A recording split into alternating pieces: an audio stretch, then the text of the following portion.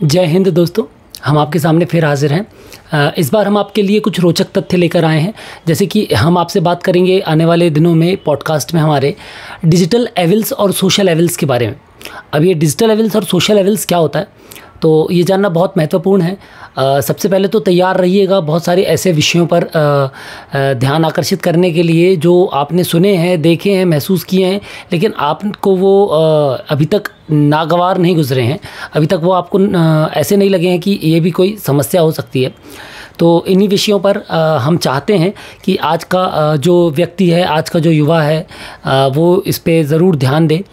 अब इस पे शुरू करने से पहले हम चाहेंगे कि इस जो भी हम बता रहे हैं, जो भी हम कह रहे हैं, ये हमारी खुद की शोध, खुद की हमारी जो भी रिसर्च है, जो भी हमारा देखा हुआ, पढ़ा हुआ, ऑब्ज़र्व किया हुआ चीज़ें हैं, उस पर आधारित है। इसका किसी व्यक्ति से, किसी संस्था से, किसी पार्टी से लेना देना नहीं है। ये कोई राजनीतिक चर्चा नहीं है, ये केवल एक बौद्धिक चर्चा है और ये ओपन चर्चा है। यदि इसमें मैं कहीं पर गलत हूँ तो आप मुझे बिल्कुल मार्गदर्शन दें, आप मुझे बिल्कुल संशोधन का पूरा द्वार खुले हुए हैं चारों तरफ से। हम चाहेंगे कि इस पर एक सकारात्मक चर्चा हो, जिसे करना बहुत ज़रूरी है। तो चलिए शुरू करते हैं। तो आज का जो हमारा विषय है वो है एजुकेशन। इस विषय पर मैं वोट मांगने नहीं आया हूँ, है ना, और ना ही मैं यह कहने आया हूँ कि एजुकेशन नहीं हो रहा है, एजुकेशन हो रहा है, ये वगैरह वगैरह। इस पे बहुत सारी अलग अलग टिप्पणियाँ हैं। तो मेरा जो मुद्दा है वह यह है कि हमें यह जानना ज़रूरी है कि एजुकेशन क्या है। तो सबसे पहले हम समझ लें कि एजुकेशन क्या है। एजुकेशन जो है वो एक सिस्टम है, वो एक व्यवस्था है जो की गई है मनुष्य के बौद्धिक विकास को जगाने के लिए, उसके जो भावनात्मक विकास है उसका संतुलन बनाने के लिए, उसका जो मानवीय पहल है, जो उसकी धार्मिक समझ है, जो उसकी दार्शनिक समझ है, उसको स्थिर करने के लिए और उसकी आध्यात्मिक संरचनाओं को, आध्यात्मिक रचनात्मकता को सुदृढ़ करने के लिए। ठीक है, तो जो creativity of a human being should be balanced and managed by the education, ये सबसे इम्पॉर्टेंट है। पहले आईक्यू चलता था, जिसको हम लोग नापते हैं कि किसी का आईक्यू कितना अच्छा है। अब ईक्यू चलने लगा है। तो ईक्यू में एजुकेशन नहीं है, वो ईक्यू मतलब इमोशनल क्वोशेंट है, यानी कि आप भावनात्मक रूप से कितने स्थिर हैं। तो एजुकेशन का इन सब चीज़ों से क्या लेना देना है, तो हम ये कहना चाहेंगे कि एजुकेशन का ही हर चीज़ से लेना देना।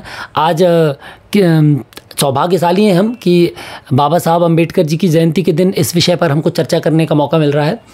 वो कहते थे कि उनके सारी पंचलाइन एक तरफ है और उनकी एक ही छोटी सी लाइन है जो बहुत महत्वपूर्ण है कि शिक्षा शेरनी का दूध है, जो पिएगा वो दहाड़ेगा। तो इस बात से आप अंदाज़ा लगा सकते हैं कि वो क्या कहना चाह रहे हैं। सब कुछ एक तरफ है, शिक्षा एक तरफ है। तो पिछले कुछ दशकों में शिक्षा का स्तर, शिक्षा की परिभाषाएं, शिक्षा के पैमाने सब बदल दिए गए हैं। अब आजकल बच्चे क्वालिटी एजुकेशन पे फोकस नहीं कर रहे हैं, आजकल बच्चे क्वांटिटी एजुकेशन पे फोकस कर रहे हैं। लोग डिग्रियों पे फोकस कर रहे हैं, लोग मार्कशीट्स पर फोकस कर रहे हैं, लोग मार्क्स पर फोकस कर रहे हैं, रैंक पर फोकस कर रहे हैं। मुझे याद है जब बहुत पहले हम लोग पढ़ते थे तो हम लोग को कॉन्सेप्ट पे फोकस करना सिखाया जाता था कि आपका कॉन्सेप्ट कितना स्ट्रॉन्ग है। हालांकि ये गलत भी नहीं है बच्चे, क्योंकि वर्तमान समय में जो एजुकेशन सिस्टम हो गया है वो सिर्फ कंपटीशन निकालने के लिए रह गया है। आप कंपटीशन निकालिए, किसी को कोई फ़र्क नहीं पड़ता आपको वो विषय आता है या नहीं आता है, उसकी आपको समझ है या नहीं है। तो इस कारण से लोग लिटरेट तो बन रहे हैं पर एजुकेटेड नहीं बन रहे हैं, और education is directly proportional to knowledge. लेकिन वर्तमान समय में ये हो गया है, literacy is inversely proportional to knowledge. जितनी ज़्यादा लिटरेसी बढ़ाई जा रही है उतना ज़्यादा नॉलेज उसका कम होता जा रहा है। ये एक रेस चल रही है एजुकेशन सिस्टम के बीच में। इसी एजुकेशन सिस्टम से बाद में निकल कर आएगा एम्प्लॉयमेंट, तो बाद में निकल कर आएगा इसमें डेवलपमेंट, इसमें बाद में निकल कर आएगा एम्पावरमेंट, और इसी से बाद में निकल कर आएगी जो सबसे इम्पॉर्टेंट चीज़ है वो है कल्चर। तो इन सारी चीज़ों का बेस जो है वो है एजुकेशन। लेकिन एजुकेशन पे कोई बात करने तैयार नहीं। मुझे तो याद नहीं है कि किसी देश में किसी वर्तमान समय में राज्य में कहीं पर भी एजुकेशन के लिए क्रांति हुई थी पहले। ज्योतिबा फूले, भीमराव, बाबा साहब अम्बेडकर, मलाला यूसुफजई, कैलाश सत्यार्थी जी, इन लोगों ने एजुकेशन स्तर पे भी क्रांतियाँ की थी, जिसके कारण एजुकेशन आज समाज के हर तबके तक पहुंच पाया है, मगर उसको सदुपयोग नहीं कर पा रहे लोग। तो मुझे लगता है इस विषय पर चर्चा करना ज़रूरी है, इस विषय पर लोगों को जानना ज़रूरी है। आजकल लोगों का कल्चर ये हो गया है कि अच्छे बेस्ट स्कूल्स में पढ़ाइए और बेस्ट स्कूल्स के साथ बेस्ट कोचिंग्स में पढ़ाइए।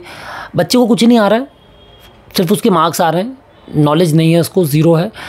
ऐसा नहीं है कि बिल्कुल ज़ीरो नॉलेज है लेकिन उन चीज़ों का नॉलेज नहीं है जिन चीज़ों का होनी चाहिए। आजकल के बच्चे डिग्रियों के पीछे भाग रहे हैं। उनका जो आज आप देखेंगे किसी के पास 4-4 डिग्री रख के बैठे हैं लोग, हम भी 4 डिग्री रख के बैठे, लेकिन नॉलेज क्या है? जो एजुकेशन है आपका, वो आपका बिहेवियर है ना। कल्चर जो है वो आपका बिहेवियर है, जो आपका नरिशमेंट है वो आपका बिहेवियर है।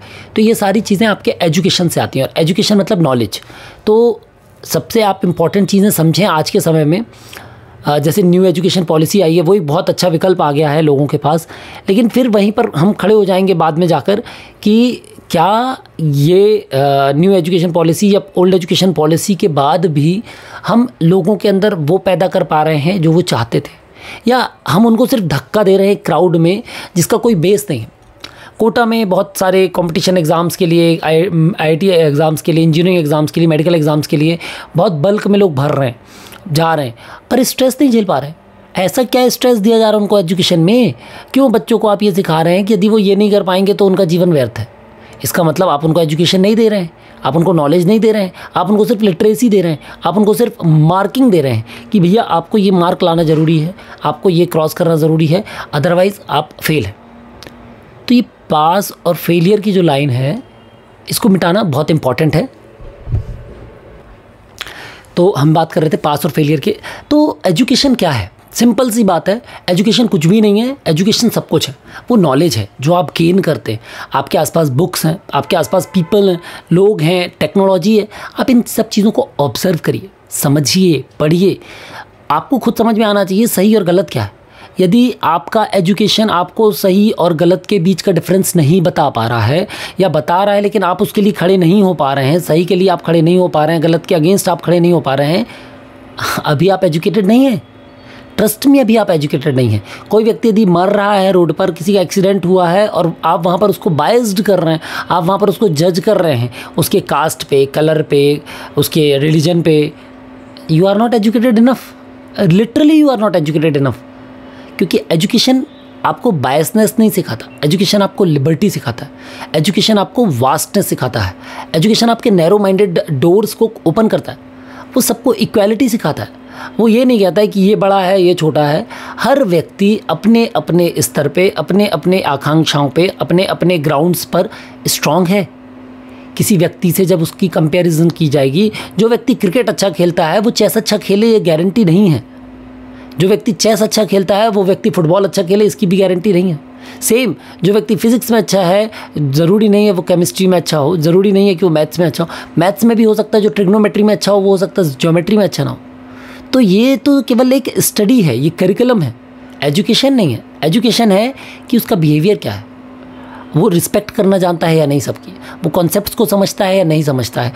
और इसमें मेरा ये मानना है कि हमारे कंट्री को वर्तमान समय में, हमारे मिनिस्टर्स को, हमारे पॉलिटिशियंस को, हमारे पॉलिसी मेकर्स को, IAS को, IRS को, या जो भी UPSC एस्पिरेंट्स हैं हमारे, जो भविष्य में पॉलिसी मेकिंग करेंगे, उनको इस बात को समझना ज़रूरी होगा कि education can strengthen through infrastructure only.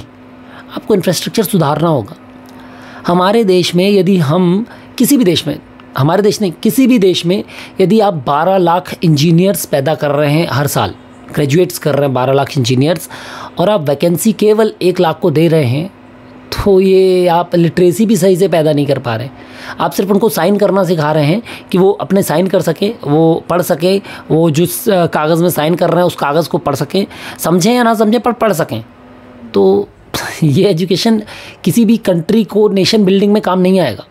आप 12 लाख वैकेंसी यदि दे रहे हैं और आप उतने ही ग्रेजुएट्स पैदा कर रहे हैं और उतनी ही आप वैकेंसीज दे रहे हैं, तो आपका एजुकेशन मस्ट है, तो आपका एजुकेशन बेस्ट है। अब एजुकेशन के बाद आ जाता है एम्प्लॉयमेंट। तो एम्प्लॉयमेंट भी 2 प्रकार का होता है, एक होता है स्किल्ड, एक होता है अनस्किल्ड। यदि मैं पोस्ट ग्रेजुएट हूँ और मैं 12th पास की नौकरी कर रहा हूँ तो मैं अनस्किल्ड एम्प्लॉयड हूँ। इसका मतलब जो भी मैंने डिग्रीज़ ली हैं वो वेस्टेज हैं, वेस्टेज हैं, ऑब्वियसली वेस्टेज हैं। यदि मैं टेक्नोलॉजी से एमटेक कर रहा हूँ और मैं आर्ट्स के सेक्शन में जॉब कर रहा हूँ, तो मेरा मास्टर्स जो था टेक्नोलॉजी से वो वेस्टेज है। यदि मैं पीएचडी हूँ और मैं बीएड करके बच्चों को स्कूल में टीचिंग दे रहा हूँ, तो मेरी पीएचडी वेस्टेज है। तो ये सब जो है ये अनस्किल्ड एम्प्लॉयमेंट है, और जो सबसे ज़्यादा आता है अनएम्प्लॉयमेंट के कारण। यदि आप स्किल्ड एम्प्लॉयमेंट प्रोवाइड नहीं करेंगे तो कोई व्यक्ति खाली तो बैठेगा नहीं, कोई व्यक्ति भूखा तो बैठेगा नहीं। तो ये बेसिक चीज़ें हैं जो समझनी चाहिए, और ऐसा नहीं है कि इसको दूर नहीं किया जा सकता, इसको दूर किया जा सकता है। हर सेक्टर में सफिशिएंट वैकेंसीज़ हैं। आप देखेंगे यदि वैकेंसीज़ नहीं होती, हर 6 महीने 7 महीने 8 महीने में वैकेंसीज़ आती हैं। हर साल इतने रिटायरमेंट्स नहीं होते जितनी वैकेंसीज़ आती हैं। इसका मतलब वैकेंसीज़ हैं, पर स्किल्ड वैकेंसीज़ हैं कि नहीं है, स्किल्ड व्यक्ति है या नहीं है। तो हर चीज़ का एक क्राइटेरिया तय होना चाहिए। ये मेरा व्यक्तिगत सोच है। मैं गवर्नमेंट को, किसी भी गवर्नमेंट को, किसी भी स्टेट को, किसी भी कंट्री को यहाँ पर क्रिटिसाइज़ नहीं कर रहा हूँ। मैं ये चाहता हूँ कि इस विषय पर भी सोचा जाए, इस विषय पर भी हमारे युवा, हमारे जो यूथ है, यूथ ब्रिगेड जो है हमारी एजुकेशन सेक्टर में भी घुसी हुई है, या जो आने वाले समय में जाएगी, या जो जस्ट पास आउट है, वो इस पर विचार करें और सरकार के समक्ष या जो भी पॉलिसी मेकर्स हैं उनके समक्ष इस बात को रखें कि किसी भी कंट्री को स्ट्रॉन्ग करने के लिए बाकी सेक्टर सेकेंडरी हैं, सबसे इम्पॉर्टेंट है एजुकेशन। गवर्नमेंट स्कूल्स हैं पूरे इंडिया में, करिकुलम सबका सेम है, एनसीईआरटी कर दिया गया है, बहुत अच्छी चीज़ की गई, बहुत अच्छी पहल की गई थी। मगर प्राइवेट स्कूल्स में फिर भी फिक्सेशंस हैं कि नहीं, एनसीईआरटी तो केवल सप्लीमेंट्री है, यूज़ के लिए है, आपको इस बुक से पढ़ना है। सिलेबस सबका अलग अलग कर दिया गया है, सप्लीमेंट्री बुक्स कंपलसरी कर दी गई हैं। तो फिर क्या मतलब है आपका सेम एजुकेशन करने का, सेम ग्राउंड्स करने का क्या ही मतलब है। और बच्चे फिर भी गवर्नमेंट के पास जबकि फंड्स हैं, जो कि आप देखेंगे इनकम टैक्स कटता है तो उसमें एक एजुकेशन टैक्स कटता है, वहाँ पर भी हम एजुकेशन को टैक्स दे रहे हैं कि जिससे एजुकेशन डेवलपमेंट हो सके भविष्य में। उसके बाद भी गवर्नमेंट स्कूल्स आप जाएंगे, वहाँ के इंफ्रास्ट्रक्चर आप जाएंगे, वहाँ के बिल्डिंग्स जाएंगे, वहाँ देखेंगे आप कि वहाँ कुछ भी नहीं है। एक ही क्लास में 3-3 क्लासेस लग रही हैं, मिनिमम स्कूल्स एडमिशन्स हैं। तो ये जो एजुकेशन सिस्टम है ये वीकन हो गया, बहुत ज़्यादा कमज़ोर हो गया। इसको सुधारने की ज़रूरत है ताकि स्किल्ड एम्प्लॉयमेंट बढ़ सके, ताकि वो जो बच्चे हैं जो एजुकेटेड हो रहे हैं, जो आपकी डिग्री पा रहे हैं, जो आपके मार्क्स ला रहे हैं, कॉन्सेप्चुअली वो लोग स्ट्रांग हो सकें, वो कंट्रीब्यूट कर सकें नेशन बिल्डिंग में। एक व्यक्ति से आप कैसे अपेक्षा कर सकते हैं, जो व्यक्ति 2 लाख रुपए 3 लाख रुपए देकर प्राइवेट स्कूल से बाहर आएगा, तो क्या वह मॉरली उतना ही स्ट्रांग होगा, एथिकली उतना ही स्ट्रांग होगा कि वो ये बिल्डअप कर सके नेशन में कि नहीं यार मैं अपने ही ब्रांच में जॉब करूँगा। नहीं, वो किसी भी सेक्टर में जॉब करने के लिए तैयार है, क्योंकि उसने इन्वेस्ट किया है अपने एजुकेशन पे, अपने ग्रेजुएशन पे।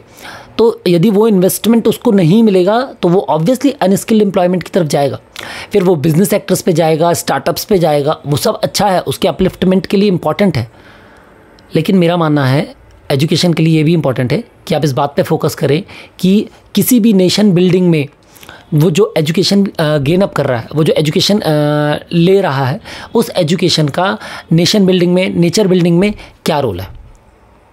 आपने जो भी उसको एजुकेशन दिया, क्या वो क्वांटिटेटिव है, क्या वो क्वालिटेटिव है, या वो कॉन्सेप्चुअल है। ये बहुत इंपॉर्टेंट है। यदि हम एजुकेशन सेक्टर पे काम करते हैं और अच्छे से काम करते हैं, इक्वालिटी से काम करते हैं, बिना बायस्ड हुए, बिना भेदभाव किए, तो शायद आने वाले समय में ये जो हमारे एक्स्ट्रा इन्वेस्टमेंट्स हैं, जो हमारे अनएम्प्लॉयमेंट्स के केसेस हैं, अनएम्प्लॉयमेंट के नंबर्स हैं, वो ऑटोमेटिकली कम हो जाएंगे, क्योंकि हमको क्वालिटेटिव कॉन्सेप्चुअली एजुकेशन मिलेगा, जो एजुकेशन हमको स्ट्रॉन्ग करेगा, आने वाले यूथ को इतना स्ट्रॉन्ग करेगा कि वो एक रिवॉल्यूशन के लिए अपने आप को प्रिपेयर कर सके जो एजुकेशन रिलेटेड हो, जहाँ पर कलम की कीमत लोग समझ सकें, और कलम से ज़्यादा वो ये समझ सकें कि कलम उठानी क्यों है, कलम की कीमत क्या है, कलम क्यों इम्पॉर्टेंट है, ये समझ सकें लोग। क्योंकि एजुकेशन ही वह क्षेत्र है जिसमें सबसे ज़्यादा सुधार की गुंजाइश है, ज़रूरत है। बिना एजुकेशन के कितना भी डेवलप्ड कंट्री हो, वो कंट्री कमज़ोर है और खोखली है। अभी हाल फिलहाल में हमारा देश जो है विश्व गुरु के पटल पे आने वाला है या आ गया है, पहले भी था, तो वह सिर्फ़ और सिर्फ शिक्षा के कारण था। यह जो शिक्षा का स्तर बीते हुए दशकों में, बीते हुए शताब्दियों में गिरा है, बहुत सारे उसके कारण हैं, उसको मैं पॉइंट आउट नहीं कर सकता, मैं बहुत छोटा हूँ उस विषय पर बात करने के लिए। मगर मैं इतना जानता हूँ कि जब पहले हमारी शिक्षा इतनी उच्च स्तर की थी तो भविष्य में भी हमारी शिक्षा उच्च स्तर की हो सकती है। हमें उस शिक्षा को, हमें उस ज्ञान को अपने व्यवहार में उतारने की ज़रूरत है। हम जो बातें करें, जो हम जैसे कि एजुकेशन यही है कि हमने यदि कोई फेसबुक पे अच्छी बात देखी, अच्छी बात की, इंस्टाग्राम पे अच्छी चीज़ देखी, अच्छी बात की, तो वो हम अपने व्यवहार पे भी लाएं। ऐसा नहीं होता है कि हम फेसबुक पे किसी चीज़ पे लाइक और शेयर तो कर रहे हैं, लेकिन जब प्रैक्टिकल उसको यूज़ करने की बात आ रही है तो हम पीछे हो जाते हैं। तो करके देखिए, यदि आपका एजुकेशन सच में स्ट्रांग है तो प्रैक्टिकली भी आपको वो सब चीज़ों को करने में कोई परहेज़ नहीं होगा, कोई दिक्कत नहीं होगी, ये मेरा मानना है। और बस यही है एजुकेशन, सिंपल सा फंडा है। यदि आपको किसी कंट्री के अंदर डेवलपमेंट अच्छा करना है, एम्प्लॉयमेंट अच्छा करना है, इंफ्रास्ट्रक्चर स्ट्रॉन्ग करना है, किसी कंट्री को मॉरली स्ट्रॉन्ग करना है, किसी कंट्री की सोल को स्ट्रॉन्ग करना है, तो आपको उस कंट्री में एजुकेशन को स्ट्रॉन्ग करना पड़ेगा। और एजुकेशन सिर्फ स्कूल्स से, सिर्फ टीचर्स से नहीं होता है। एजुकेशन हमारे एनवायरनमेंट से होता है, हमारे जो नेबर्स हैं उनसे होता है, हमारे जो रिलीजियस हमारी अप्रोच है उससे होता है, जो हमारी मॉरल अप्रोच है उससे होता है। तो एजुकेशन को फोकस करें, एजुकेशन पे काम करें, सभी लोगों को करना चाहिए। हर पेरेंट से ये रिक्वेस्ट भी है कि एजुकेशन को कोई मार्किंग ना बनाएं, क्योंकि बीते दिनों में बहुत सारी चीज़ें हमने देखी हैं कि एजुकेशन को लेकर लोगों में इतना स्ट्रेस है कि लोग, परफॉर्मेंस एंजाइटी है उनके अंदर। अच्छा परफॉर्म कर सकते हैं, अच्छा एग्ज़ाम दे सकते हैं, अच्छे मार्क्स ला सकते हैं, अच्छे से सब्जेक्ट समझते हैं, लेकिन वो परफॉर्मेंस में, प्रेशर में कि पेपर अच्छा निकालना है, अच्छे मार्क्स लाना है, कई बार नहीं ला पाते हैं, तो वो बहुत ज़्यादा स्ट्रेस में चले जाते हैं, डिप्रेस हो जाते हैं। तो एजुकेशन को आप पॉजिटिव समझें, एजुकेशन आपको नेगेटिव नहीं करता है। एजुकेशन आपको ये सिखाता है कि यदि आपने कोई चीज़ गेन की है, नॉलेज गेन किया है, तो वो आपको पुश करेगा, वो आपको आगे ही बढ़ाएगा, वो आपको रोकेगा नहीं, वो आपको पीछे धक्का नहीं देगा। तो आशा करता हूँ एजुकेशन के बारे में हम एक अच्छा डिस्कशन कर पाए हैं। कुछ रिपीटेटिव कंटेंट आपको लगा होगा, लेकिन फिर भी ये एक स्ट्रॉन्ग कंटेंट है, इस पे बात करना ज़रूरी है। मैं चाहता हूँ कि मुझे लोग क्रिटिसाइज़ करें, मुझे लोग अमेंड करें और लोग कहें कि नहीं, एजुकेशन पे ये चीज़ों पे ज़्यादा फोकस होना चाहिए। जैसे न्यू एजुकेशन पॉलिसी पे भी हम बात करेंगे आने वाले दिनों में। हम जानेंगे कि न्यू एजुकेशन पॉलिसी क्या है और क्यों ज़रूरी थी न्यू एजुकेशन पॉलिसी लाना, और इसके आ जाने से ओल्ड एजुकेशन पॉलिसी पे कितना डिफरेंस पड़ेगा, लोगों के बिल्डअप पे कितना डिफरेंस पड़ेगा, और लोगों के जो पर्सनल मोटिवेशंस है उस पर कितना डिफरेंस पड़ेगा। तो तब तक के लिए जुड़े रहे हमसे। हम जल्दी आएंगे किसी नए, किसी अलग सोशल और डिजिटल एवल के साथ। तब तक के लिए जय हिंद।